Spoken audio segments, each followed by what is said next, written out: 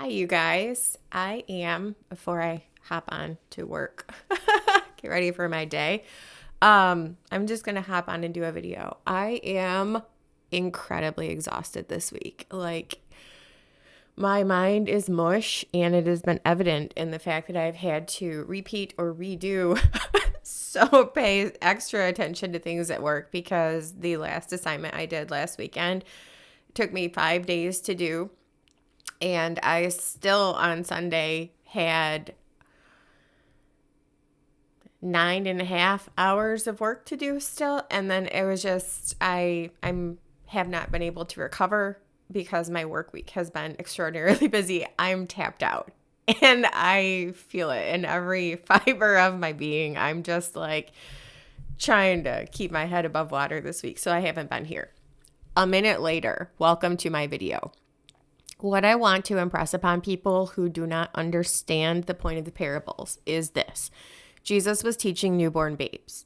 The point of a parable is to take something that is relatable and knowable, like harvest season. Matthew 13's harvest at the end of the world. Reaping and sowing the seasons. In the spring you sow the seed, and then throughout the year you reap. That was something they understood. So Jesus, because 100% of his ministry was kingdom related, kingdom is going to come at the end of the second coming. From the first words that he spoke, from then he began to preach, repent, for the kingdom of heaven is at hand in Matthew 4. Like right after his baptism, right after his temptation, when he began his ministry, repent, for that kingdom of heaven is at hand. Up to Matthew 21, he was offering kingdom and they rejected it. Through Matthew 24, the Olivet Discourse, when he brings the kingdom to earth, it's the signs of that coming, the end of the world. The end of the world brings kingdom.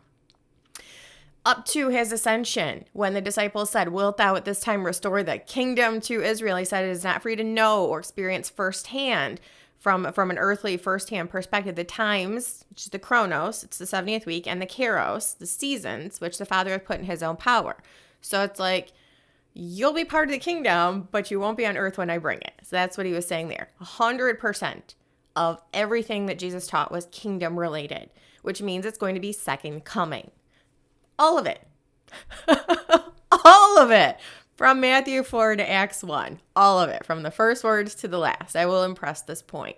And so for people who didn't understand kingdom is all over the Old Testament. It is prophesied that there will be a kingdom in the Psalms, that the kingdom and the people in the kingdom are Jesus's inheritance. Israel is his inheritance. So going back to the Abrahamic covenant, you have a natural seed promise, a land promise, and the spiritual seed promise. Well, it was to the spiritual seed that the promises were given. Galatians 3 talks about this, which are a people and a place to rule.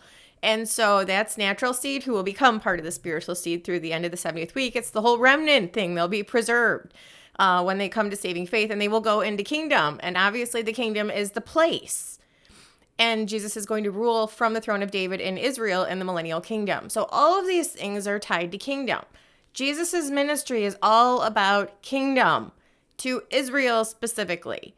And they will open up to the Gentiles after the cross, which is why I made a post and I said, please understand, if you do not, that nothing prior to the cross, which is Matthew 27, if you're talking about the book of Matthew, nothing prior to the cross is related to the church at all, except for a verse here or there, which includes a prophecy about the church, like Matthew 20:16, the last shall be first and the first shall be last. Yeah, there were 2 times where Jesus presented kingdom offering. To the Jews, they rejected it. So the first, they're going to get their last. Yeah, at the end of the world, the end of the age, the second coming.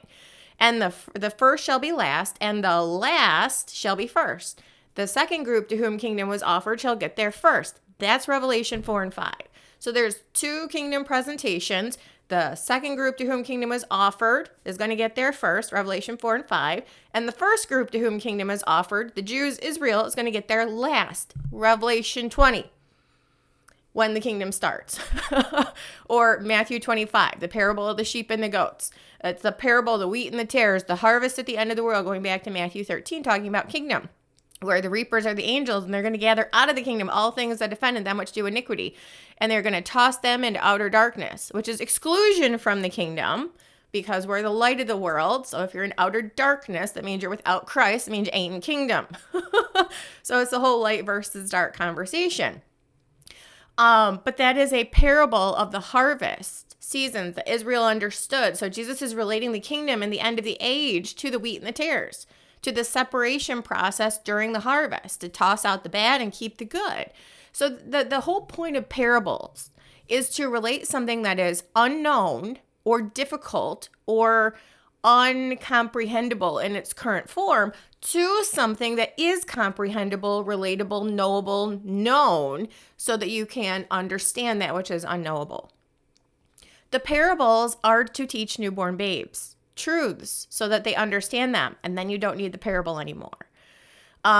This is the kind of unfortunate part, is the people who get stuck in parables, and they're all about like Matthew 24's parables, days of Noah. Okay, we understand what the days of Noah mean. It's Jesus destroyed the world with water once, and only a remnant was saved, 8 people. He's going to destroy the world again, this time with fire, and there's going to be another remnant of Israel, more than 8, saved. That's it.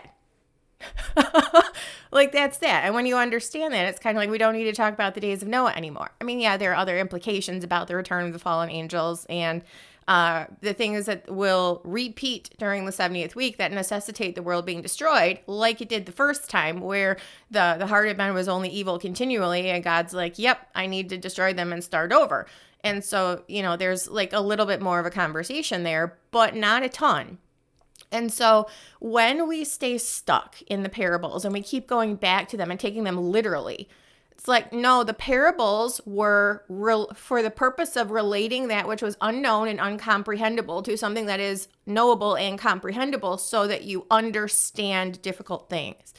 But once you have that understanding, you can leave the parables behind and know that the only one who ever taught in parables was Jesus, because he was teaching newborn babes. The reason I'm talking about this is because somebody made a comment, and I follow this up with an explanation on my posts tab, which if you watched, you will already know what I'm talking about, because you'll be like, yeah, you talked about that yesterday. So now I'm just doing a video about that, which I already talked about, or already posted about. But the whole point of that is that he was teaching people who did not know. It is not a spiritually mature position to stay stuck in parables. It is a position of, you didn't know something, and perhaps you still haven't come to the point of the message. What was Jesus getting to? What was the point of what he was talking about? Once you understand that, you don't need the parables anymore. So it's kind of like a grow in knowledge type thing. As if you're still stuck in the parables, you haven't learned the underlying point of the message. So if you're taking them literally, it's probably not a good thing, because he wasn't teaching them literally. He was teaching them to help you understand something else that will be literal in the future, a prophetic event. The parables themselves are just the teaching method to help you understand something else.